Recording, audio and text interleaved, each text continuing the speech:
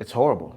It's truly miserable. It's so awful. Migraines are by far the biggest burden of my life. If you're a human being living on planet Earth, chances are you've probably experienced a headache at some point in your life. But have you ever experienced a migraine? Makes pretty much everything more difficult. I mean, there's not a part of my brain that does not hurt. I would rather have someone ghost me than ever get a migraine again. I would rather wax my eyebrows off than ever have a migraine again. I would rather be tragically hungover for a week straight than have a 20-minute migraine. I would rather clean the floor with my toothbrush than have a migraine again. I would probably give up pizza if they were like, hey, you'll never have a migraine again. And I love pizza. So, what exactly is a migraine? According to the Mayo Clinic, migraines are not well understood and may be caused by a variety of things, including changes to the brainstem or chemical imbalances in the brain. And it's important to understand that a migraine is not just a regular headache.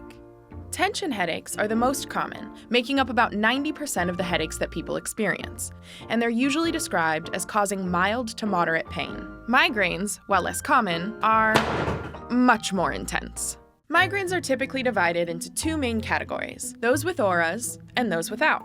Aura can actually cause people to have difficulty speaking, hear sounds or music, shake uncontrollably, experience visual disturbances like bright spots, zigzag vision, light flashes, or even vision loss, and can even cause people to go numb in the face and body. And while the statistics vary, it's estimated that 15% of the US population deals with migraines. They can cause a pulsing, throbbing pain that ranges from moderate to severe. Think of it this way. People can usually function through a headache, but a migraine can make daily life incredibly difficult or even impossible. The pain is usually centered on one side of the head and can be coupled with pain in the temples, eye area, and back of the head. Migraines can also cause nausea, lightheadedness, sensitivity to light, sound, smell, and touch. They can make it difficult to move or even speak.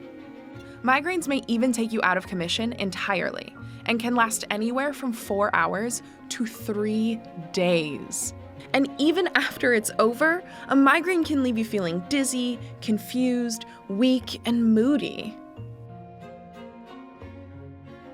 But what does a migraine feel like? A migraine for me, I feel like it's almost like a steamroller just rolling over my head continuously. Having a migraine feels like somebody's scooping out my eyeballs with a spoon made of spikes. It feels like my entire head is being squeezed by a trash compactor. Very, very slowly.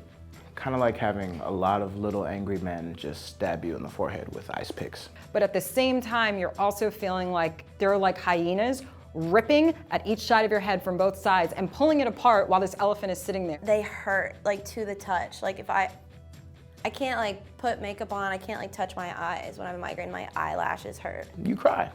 You look at the light, you cry more. I just wish that I knew what caused it and how to stop it. Unfortunately, right now, the cause of migraines is still not fully understood. But we do know some things that can be triggers. Foods like aged cheeses and other dairy, meats with nitrates like cured salami, nuts and seeds, and even chocolate. And don't forget the salty processed foods, onions, pickled or fermented foods, even foods containing gluten, and foods containing tyramine like smoked fish, and even red wine. Migraines can also be triggered by changes in your diet, like skipping a meal, and things like aspartame or artificial sweetener, MSG, caffeine, sensory stimulants like strong scents, bright lights, loud noises, certain medications, and even hormone fluctuations, making women 3 times more likely to have migraines than men. Stress, too little sleep, too much sleep, strenuous activities like sex. Migraines can even be triggered by weather events and changes in barometric pressure. And while researchers agree that there's probably a link between migraines and anxiety and depression, no one knows for certain whether one causes the other.